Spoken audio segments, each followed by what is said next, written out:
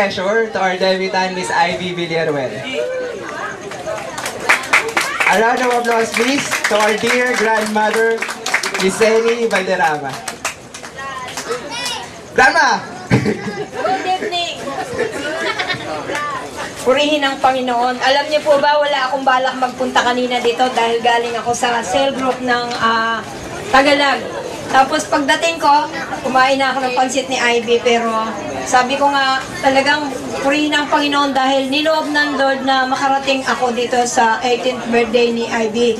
Kaya po, purihin ang Panginoon. Sabi ko kanina, pagkatapos naming nag-Don Watts, ano po ibig sabihin ng Don Watts para hindi, sa mga hindi nakakaalam.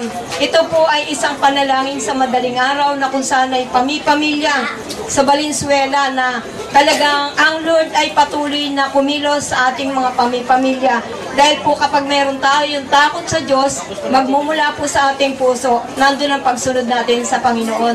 Purihin po ang Panginoon sa buhay ni Ivy na talagang sadyang itong pamilyang ito, ang prayer ko kaninang maga, sabi ko nga, Lord, pahintulutan mo kong manalangin kay Ivy.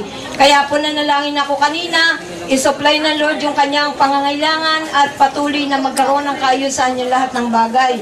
Kaya po, ang iniregalo ko sa kanya ay nakikita ko naman po talaga na ang Lord ang siyang patuloy na nagsusupply. At alam ng Lord kung paano namin ipinapanalangin ang pamilyang ito na talagang ang Diyos ay buhay sa kanilang magkakapatid, pati kanyang ina. Kaya po, purihin ang Panginoon sa kanyang buhay. Ivy, happy birthday. Alam ng Lord kung ano ang desire ng puso mo, kaya sumunod ka lang sa Panginoon at susunod ang pagpapala sa iyong buhay.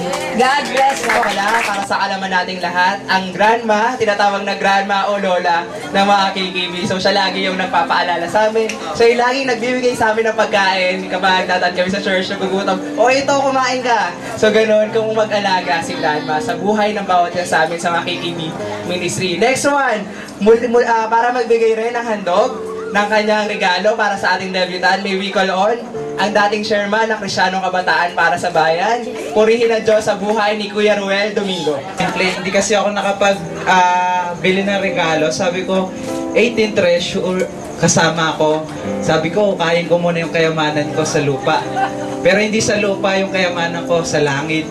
Kaya sa langit ako nanalangin. Ano ibibigay kong regalo para kay Ivy?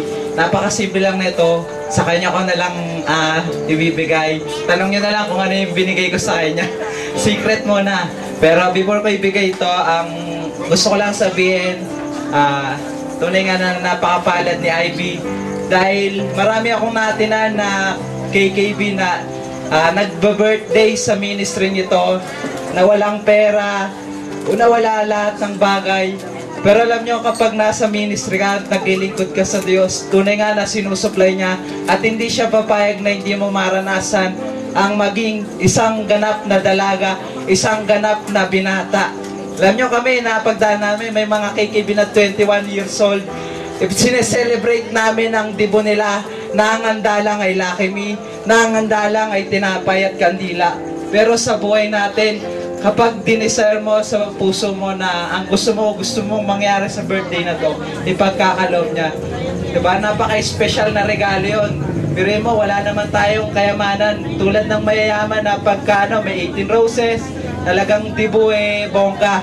Pero nagiging bongga ang isang gawain o isang dibu dahil nandun ang pagsama, pagkilos at paggalaw ng Diyos sa kanyang kaarawan. Kaya sa iyo, Ivy, 18 ka na, hindi ka na bata at dito mo na may encounter ang tunay na buhay at maging masunurin sa nanay at tatay mo.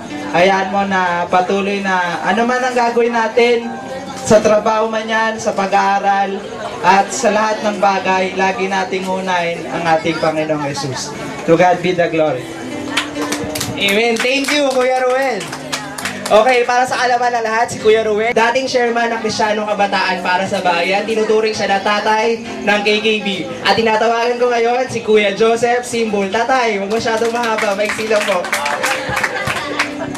Okay, Ivy, ayan, motif na motif pa lang. Pwede mo na siyang buksan. Habang binubuksan mo yan, gusto kong ipaliwanag sa iyo. Yan ay pinaghirapan kong hanapin para